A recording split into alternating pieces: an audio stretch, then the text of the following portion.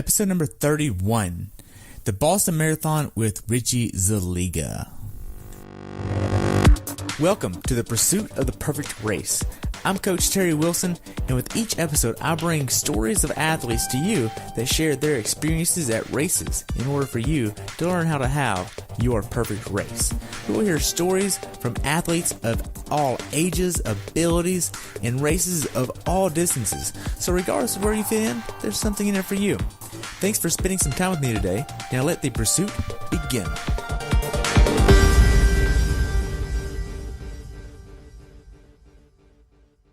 Hello everyone, and welcome back to the pursuit of the perfect race. Today I have the pleasure of talking with one of my athletes, Richie Szeliga, about his race at the Boston Marathon this year. This race took place on April 16th, 2018. Temperature on race day was in the low 40s with strong rain and wind gusts up to 30 miles per hour, making the wind chill in the low 30s. This is his second time running the Boston Marathon. I look forward to hearing about your race, Richie. Welcome to the show. Hey, thanks for having me. Hey, you're welcome. So, where did you qualify for this race at?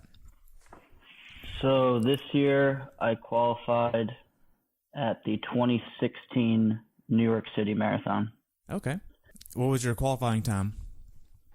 I was at 3 hours and 20 seconds. Okay. Now, and you're in the 18 to 35 range, right? Yeah, it's 18 to 39, so the qualifying time is a 3:05. Wow.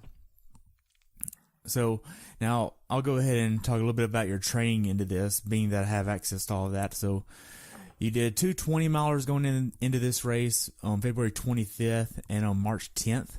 And then you did one 19-miler on March 4th. Then you stayed at the 17-mile mark on April 7th. And then another one on April 1.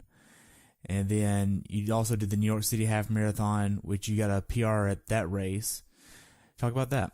So that was another, this year every race seems to be the coldest days of the year. New York Half was, again, headwind all day long. Temperatures in the upper 20s, low 30s. That was just another brutal day. Somehow pulled out within about 10 seconds of my PR, right at the 120 mark. Conditions on race days this year haven't been ideal. Right. So from January 1 to Boston, you had only missed one workout, which was a swim workout. Everything else, you've been nailing every single workout. How well prepared did you feel for this race? I mean, endurance-wise, I was ready. I was ready to go in there. The hill training-wise, I thought maybe could have done a little more. But now, having gone through the race, maybe that was all in my head, kind of building up the hills a little more than they were. But I definitely felt prepared, a lot more prepared than I was last year going into this. Okay, so what was your taper like going into Boston this year? So it's pretty much the final week. We kind of stepped down some of the intensity and durations, kind of keeping that fast feeling in the legs without kind of hammering down on long hours every week. Spent some time in the pool, so I wasn't just running every day. Really just trying to get to race day as fresh as we can without really taking any time off. Right. You had 2 days of rest the week of the race, which one of those was going down to Boston on that Saturday. On Wednesday, we did an 8-mile run. How was that for you? So that was it was a good, easy start, and then we kind of picked up some intensity to get that speed back since we had been kind of low intensity for a few days. That was a good final push before the race, get some speed work in without really having to hammer down some miles and beat up the legs. Okay. Now, how was your travel going down to Boston on that Friday? So we actually drove up on Saturday. Oh, sorry. Left New Jersey. It took probably right about 4 hours and 15 minutes to drive up there, hit some traffic. It was a pretty low key day. Got up there, checked in. By the time we got up there and settled, I didn't feel like going to the expo to check in and everything. We only had probably like an hour until the expo was closing, so didn't really feel like rushing through that whole process and wanted to kind of just relax. So we checked in, had dinner at the hotel, and just relaxed all night. Okay. How much sleep did you get that night? That night, Saturday night, probably around 8 hours. Okay. So now, how was the weather at this point? Were you checking the weather often? So when I left New Jersey, it was about 80 degrees, sunny with no wind, and absolutely gorgeous. We get out of the car at the hotel in Boston, and it was immediately like upper 50s with a breeze. Then getting into Sunday it was raining for most of the day, but not like hard raining. It was kind of a mist and just that kind of annoying constant rain. But at that point, having glued to the Weather Channel every 20 minutes, checking an update, is it coming overnight? Is it getting pushed to the afternoon? But yeah, everyone in the Boston area was glued to the TV or their phones every 10 minutes, 20 minutes, trying to see what was going to happen. Right. So how far away from the actual start line did you stay? Did you stay downtown Boston or you stay more towards the start line? So I stayed in Cambridge, right over the bridge. So the hotel had a shuttle, dropped you off at the buses in downtown Boston, and then got on the school buses and made the 30-mile drive up to Hopkinton. Okay. So how was the check-in process for the race at the Race Expo? So they actually had it at a new place this year, down at the Seaport. It was smooth sailing. They had plenty of volunteers in there, plenty of places to go, check-in tables. The whole thing, walking through, getting everything I needed, probably only took 15 minutes. Didn't really get held up anywhere. Got my number, got the shirt, walked around the expo for a little while, just kind of relaxing day with no real schedule really to follow. Okay. So now you did a workout this day. What'd you do? Yeah, so that we just had a nice half-hour run, nice and easy, just kind of wake up the legs from travel and sleeping in hotels, stuff like that, walking around. Nothing intense, but even when I went out, it was already drizzling with about 20-mile-an-hour winds on Sunday. So it was I was definitely more layered on Sunday for the warm-up run than for Monday. But it was just something nice and easy just to wake up. Okay. Now then, at what point did you start saying, okay, I need to start preparing for this run in the rain on Monday? Right after I got back from that run on Sunday, because I knew it was going to be 10 times worse on Monday, and I was going to be in about a quarter of the clothes I was wearing on Sunday. So it was the rest of that day. I think I did that run at 1 or 2 o'clock in the afternoon. The rest of that day, I was just trying to shut everything out mentally and really start getting ready for these conditions that I don't even know if I was quite ready for exactly what we got, but it was as much as I could be. Right. So what was your mindset going into this race? My mindset was just finish. It's going to be a terrible day, but there's nothing I can do about it. All other 30,000 people are going to be in the same situation as I am. I really had two options. I could beat myself up over it and kind of start using the blame game that, I'm just going to, get through this. It's a shitty day. Blame the weather. That's why I can't have a good race, whatever. But I just kind of grinded it out and said, why not, and see what happens today. Right. So your nutrition strategy for the race, walk me through that. So for actual race day, Woke up in the hotel, had chocolate chip muffin and some base performance rocket fuel, some hydro aminos and some salt. Had a banana. Then once we got into the athlete village up by the start, had a power bar, another banana, just water, a little more base rocket fuel, and then a goo right before the start. I carried my own goos through the race. I didn't use the on-race stuff because it wasn't what I trained or raced with previously. So I took goos at 6, 12, 18, and 22. And then every aid station, I pretty much alternated between Gatorade and water, going back and forth. Beginning miles, I skipped a couple aid stations just because body was still in shock of rain, and I had drank enough pre-race that I was okay. So probably around mile 4, started every aid station and alternating. Okay. Now then, the day before the race, did you have a certain meal that you wanted to have to help you prepare for the race? No, I'm usually pretty good about it. As long as at some point in that day, main thing for me is just hydration.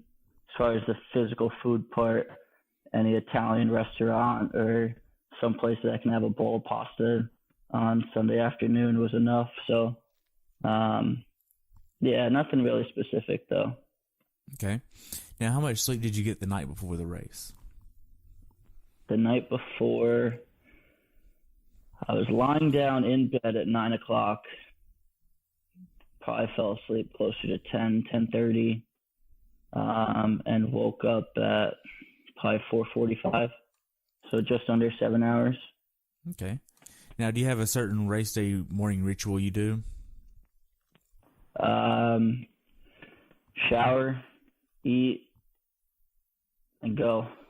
I lay out everything the night before, make sure the bib is pinned, make sure all my goos are on the belt, got all the pre-race stuff in the bag. That's all done Sunday. So when I wake up, it's just shower to wake up a little bit, get some food in, and then start the process of just getting to the starting line. Okay. Now, did you run with your phone this year? So I usually always run with my phone. It's usually off, but I usually run with it just so that I can find my family at the finish. So yeah, I have that in the race belt pretty much for every race. Okay. So what time was your wave start? So my wave went off at 10 o'clock. Okay. So now that's a long time between the time you wake up and actually get going for most races. You usually start around 7:30. So how did that impact how you went into this race? So luckily I knew what I was getting into compared to last year doing it for the first time. So I knew kind of not to get myself too amped up too early.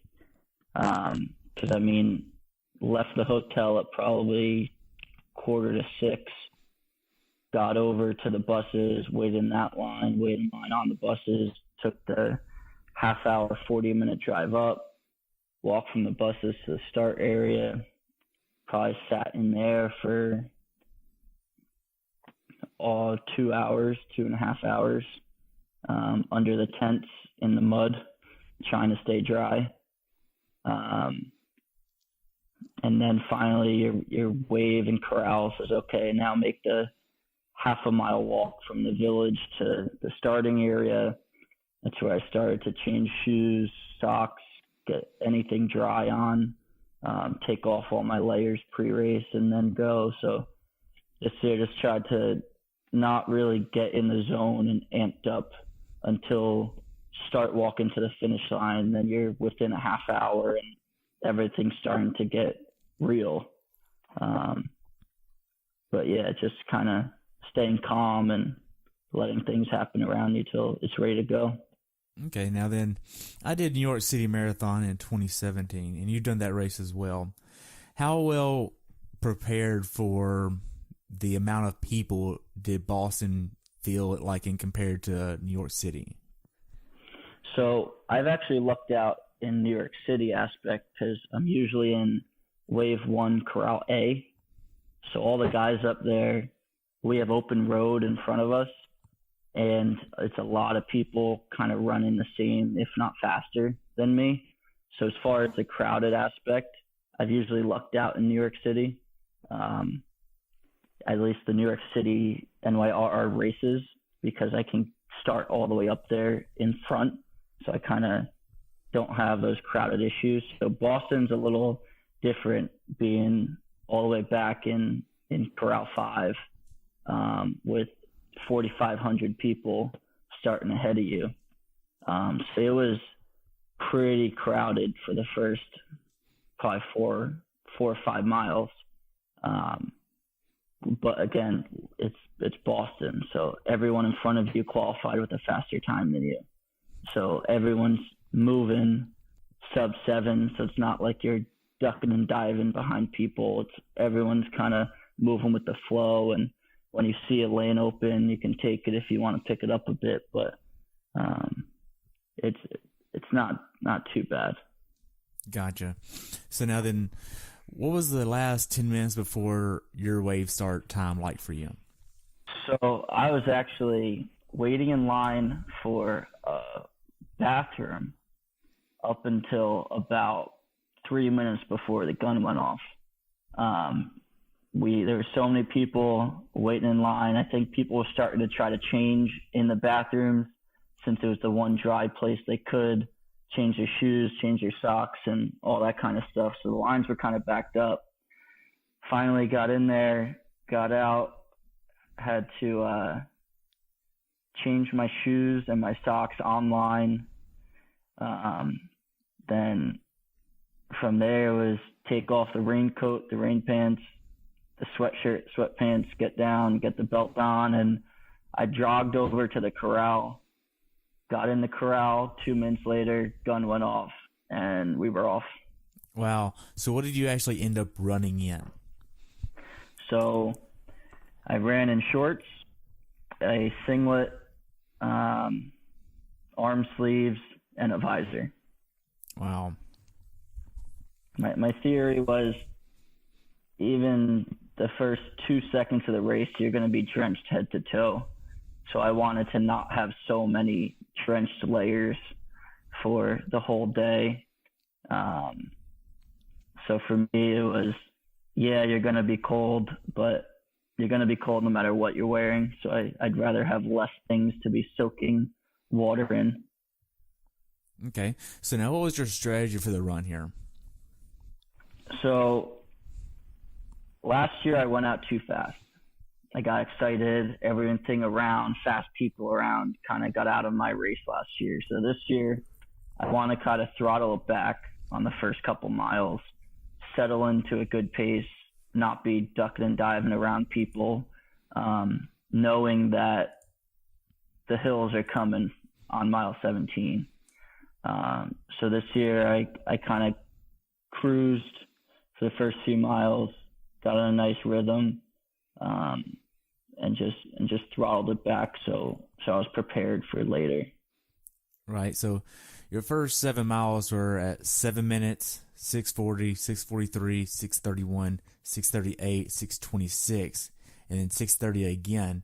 So those are really respectable splits there. How was that feeling along the way for you? So a lot of the beginning is a little downhill. So mentally, I felt I was cruising at 7s the whole time. That's how my body felt. That's really, at least mentally, that's how I felt.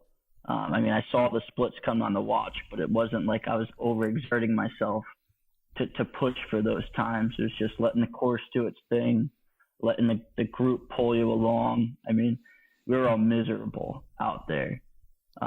freezing cold, soaking wet, wind in your face, trying to stay in packs to block the wind. So it was an easy feeling. Yeah, maybe some of them were down the 630s, but perceived effort on that one was definitely up near the 7s mark.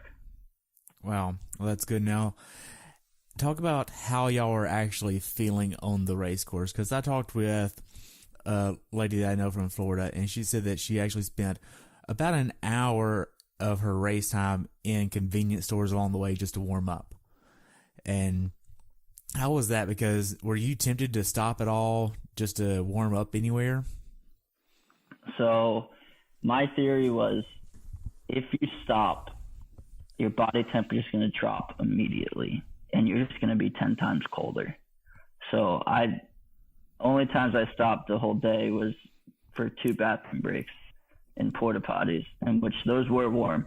But otherwise, I mean, that entire race, mentally, I was fighting just walking off the course saying, screw this isn't worth it. And the other half going, why did you train if you're not going to just man up and finish this race like you had planned to?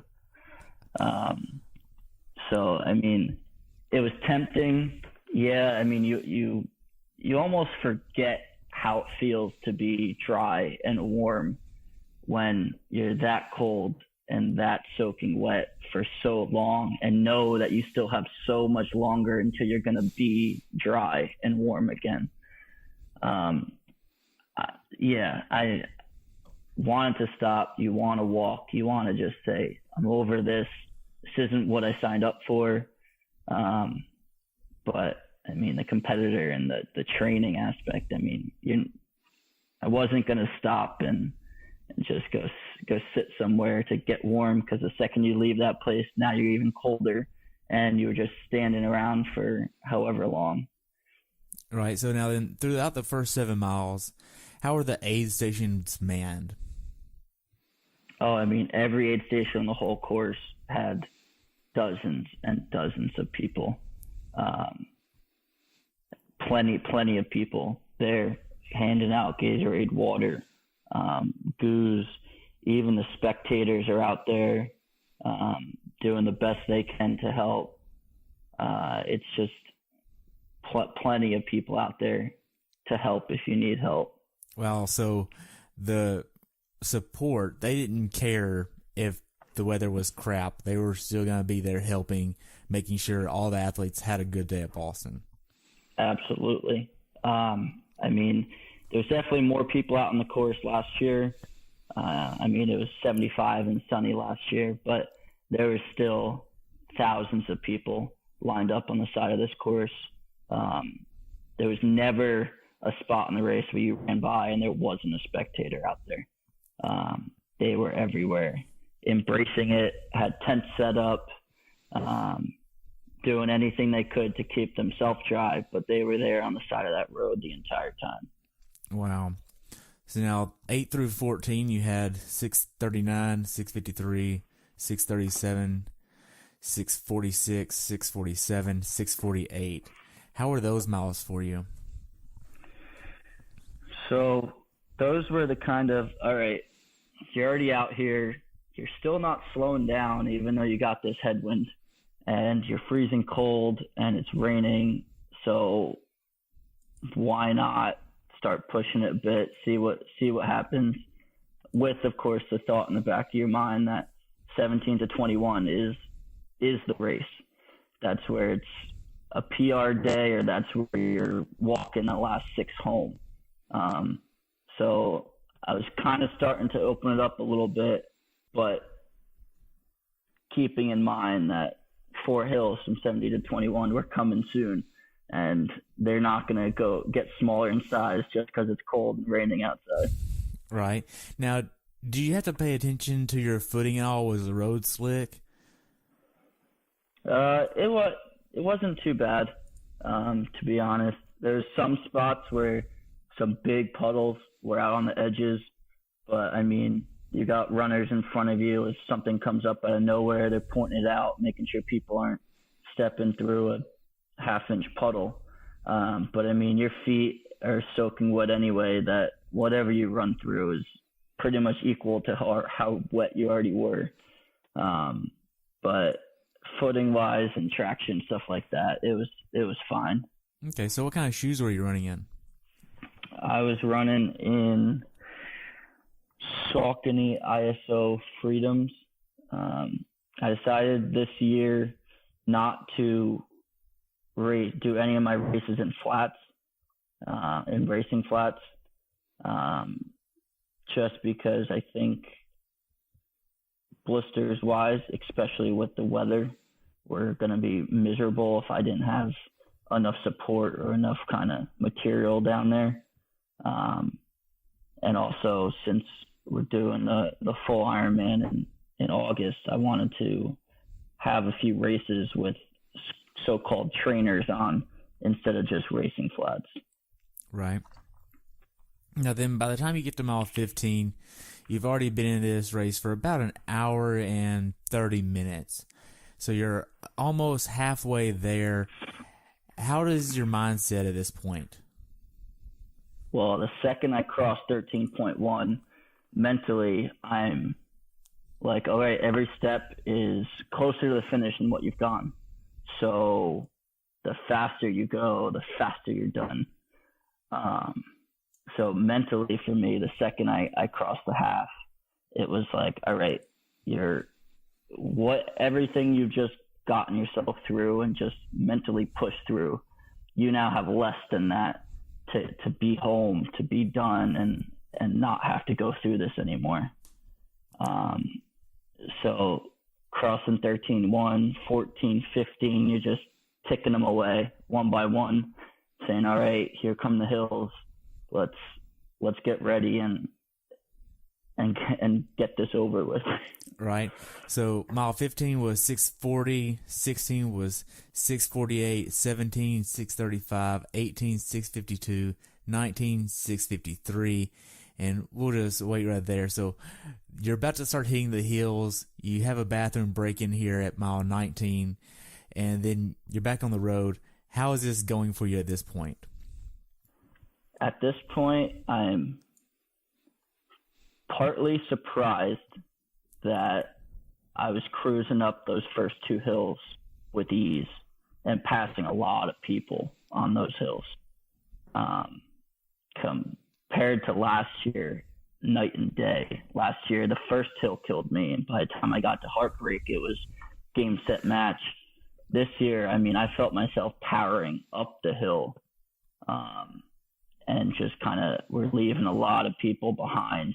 That I was kind of, you get in your pack throughout the whole day, everyone kind of running the same pace, you know the shirts around you and where people are, and all of a sudden I just kept moving pack by pack and just passing a lot of people. It was probably that first hill that I really thought, all right, you feel fine, stop feeling sorry for yourself, that it's terrible conditions out here, and just do it, let it fly, see what happens.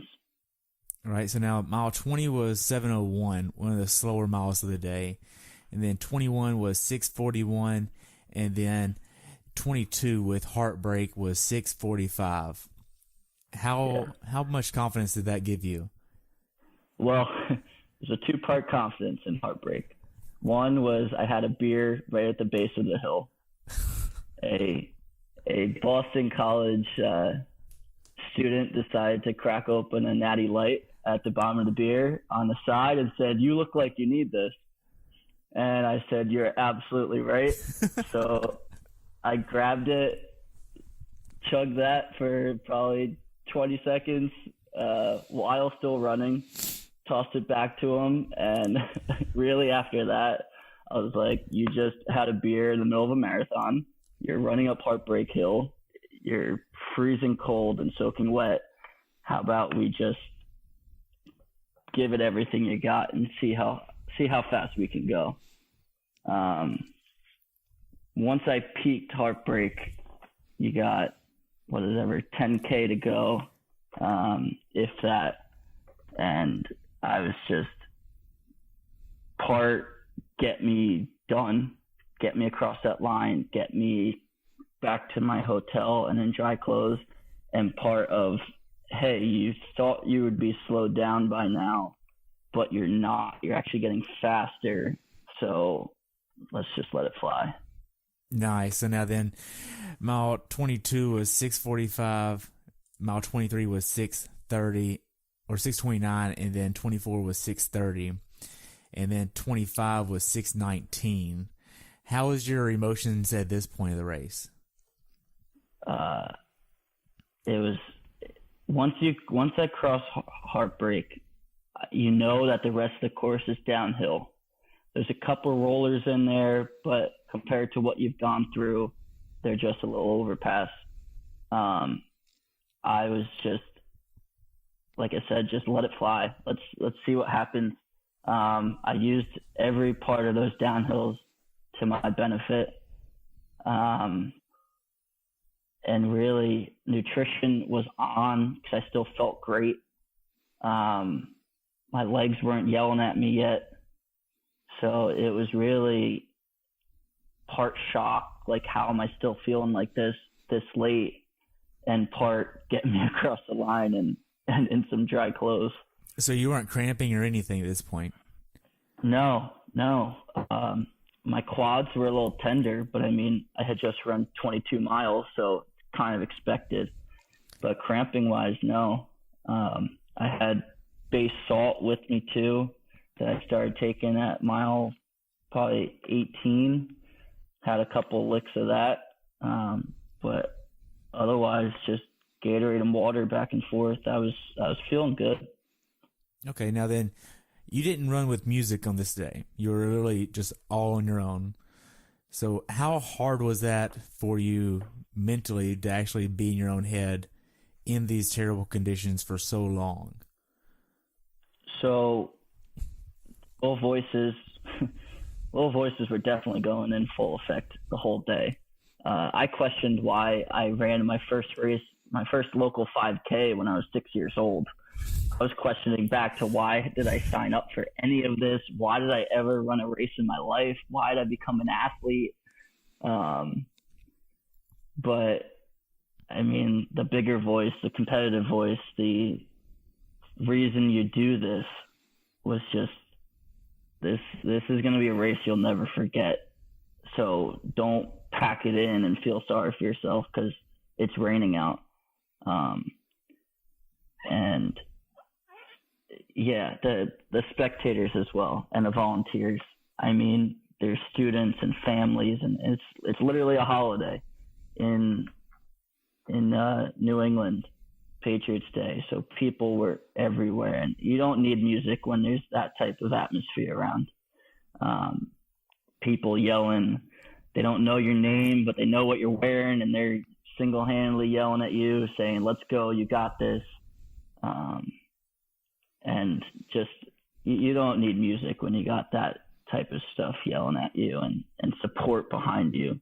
And the other runners as well. We're talking to each other. We're all in the same boat. We're all putting ourselves through the same exact thing. So we equally know how terrible it feels. All right. So mile 25 was 6:19. Did you see that split come across your watch? Yeah, I did.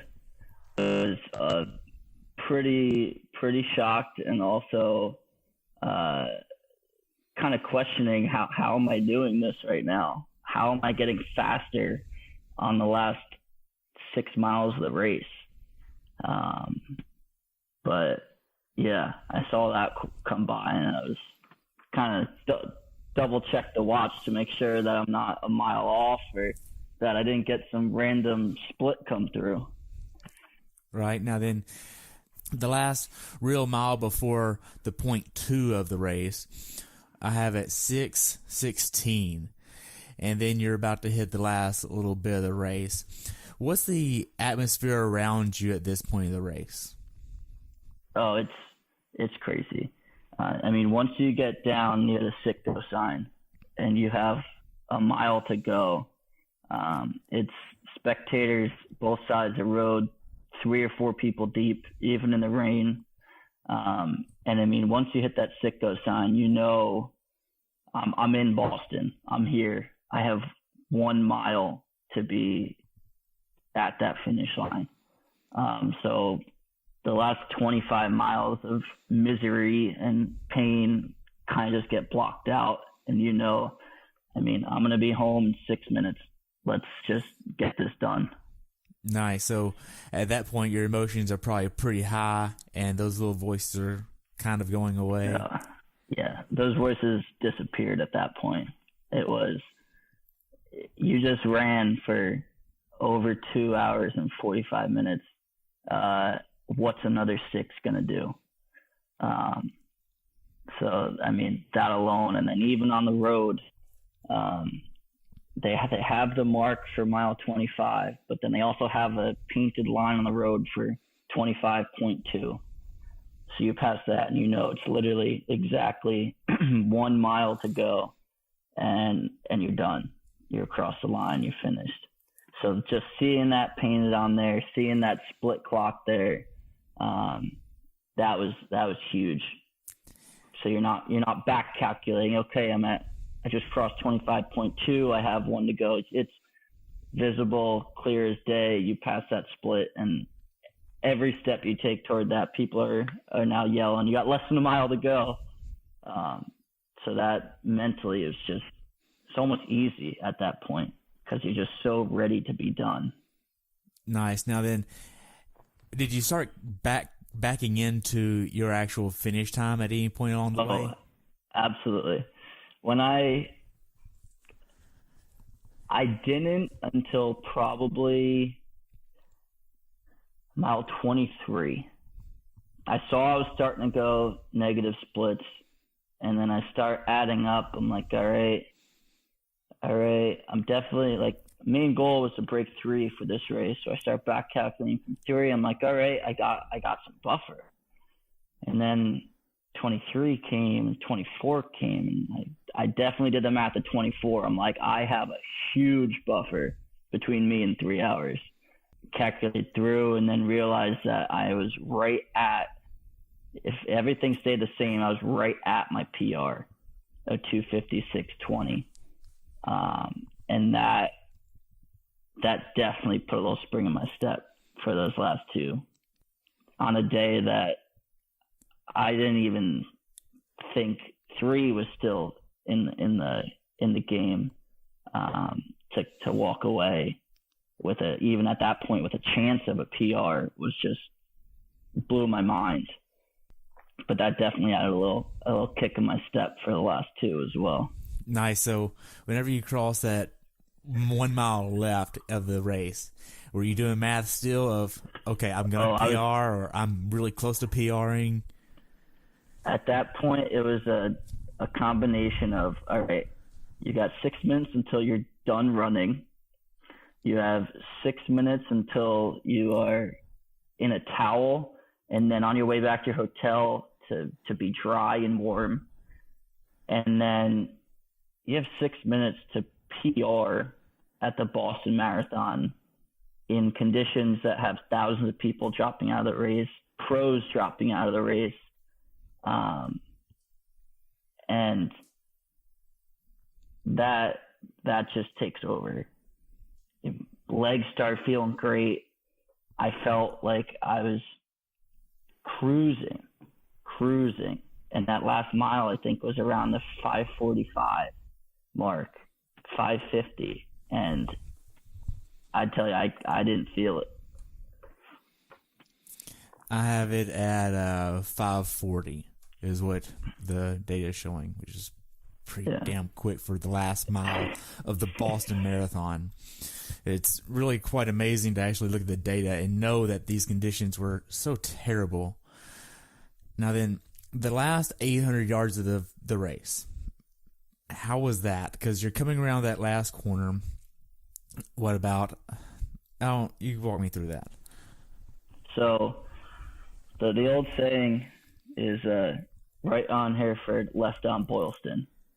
And that's kind of, there's not many turns in this entire race, but those 2 turns, you're home free. I was definitely clock watching at that point, and I made the right so many people out yelling, "You're almost there. You're gonna finish." And I checked the watch again, made the left onto Boylston, and I was in an all-out sprint. My watch had that last 0.2 at around a 5:08 pace,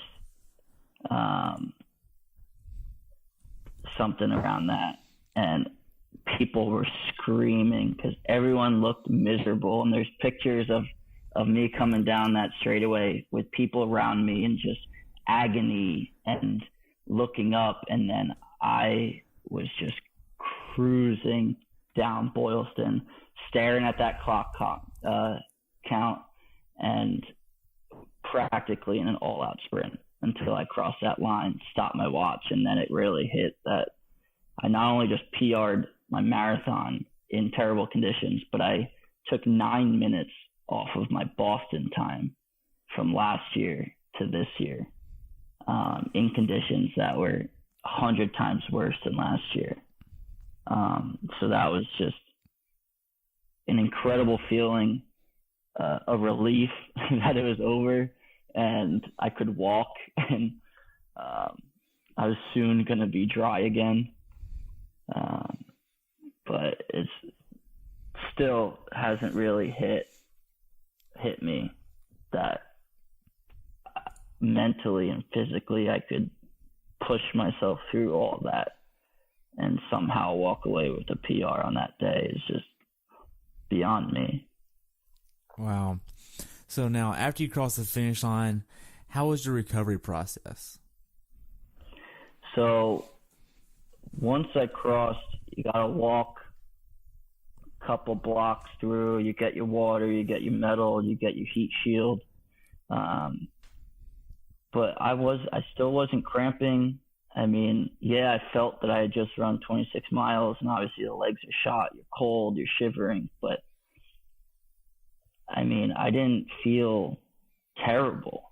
And I think that's also the mental side of realizing what I had just done kind of took some of that pain away for a while. But walked probably 10 or 15 blocks.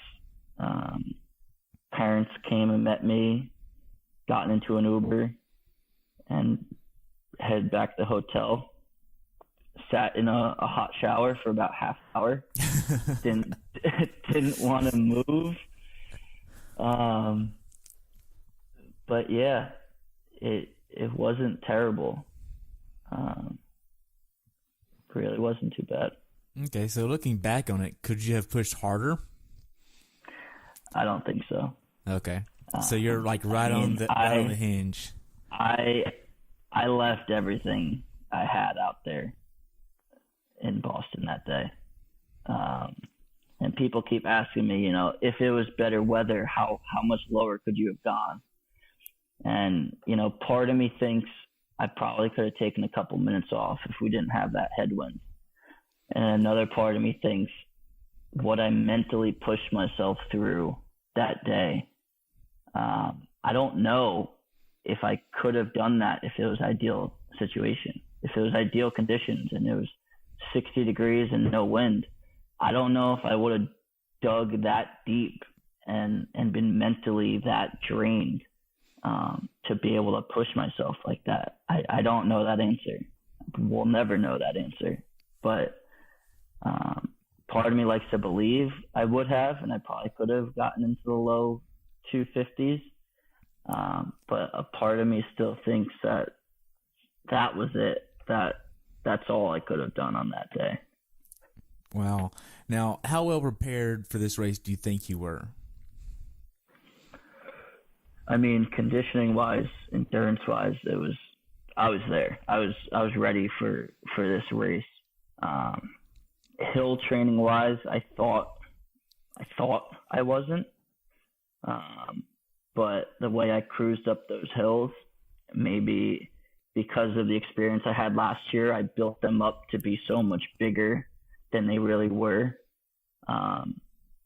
So I was definitely ready for this year. Okay. Now, did anything go wrong in this race for you? Well, I've never taken 2 bathroom breaks during a race in my life. But I think that goes to how much I was hydrating and that I wasn't sweating as much because it was so cold and because you're so wet. So all that Gatorade and water that I took at each aid station, I don't think I was sweating it out as quickly for the 2 breaks. But I mean, the whole day was a terrible race condition. So I mean, mentally at that point, you're like, well, nothing can get worse than this, and you're already here, you're already doing it. So what's left to do other than just run? Right. Now, what's something that you learned from this race that you'd like to pass on someone who hasn't done Boston before?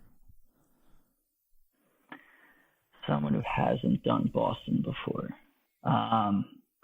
Definitely relax in the beginning. Because that's exactly what I didn't do last year. And what I did this year was, I mean, just getting to this race is an amazing accomplishment. And then you get there at the starting village, you walk down with the support of the volunteers and even the fans that are there before you're even at the course yet. And that gun goes off and you just built this up in your mind so much and you're finally there and doing it that if you're not conscious, you're gonna blow your whole race in the first 5 or 6 miles. So definitely throttle it back in the beginning, and make sure your training beforehand includes some hills because they can get you. Nice. So can athletes follow you on Instagram? Yeah, Instagram. My account is Whittle Witchy. Okay. How do you spell that? Facebook, WITTLE Okay. Typically, my posts are all race and training. So, yeah. And you're also on Facebook? Facebook, yep. Richie Szeliga on Facebook as well. Okay. Now then, we covered a lot about this race. Do you have anything else you'd like to add? No, I think I'm all set. Okay, so what's next for you? Next up, I got a Monticello Man half in 2 weeks, all in preparation for Ironman Mont Tremblant in August. Nice.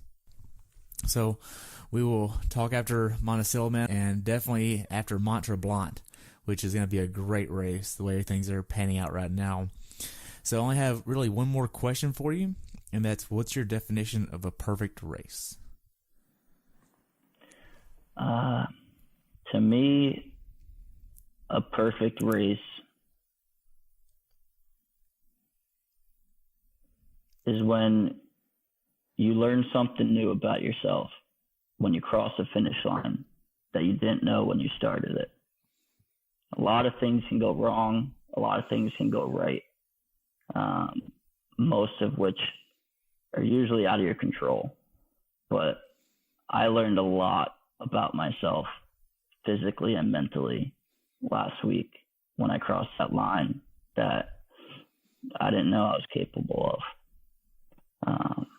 So to me, times and everything else aside, if you do a race and you learn something new that you didn't know about yourself, it's a pretty perfect race. Nice. Well, Richie, I just want to thank you for your time. I value your time, and I've enjoyed about hearing firsthand about your race, and I look forward to following you and helping you along your journey to Ironman Mont Tremblant, and hopefully another race later on this year. Yeah. But we'll definitely be in touch, and thank you so much for sharing your story. All right. Thanks for having me. You're welcome.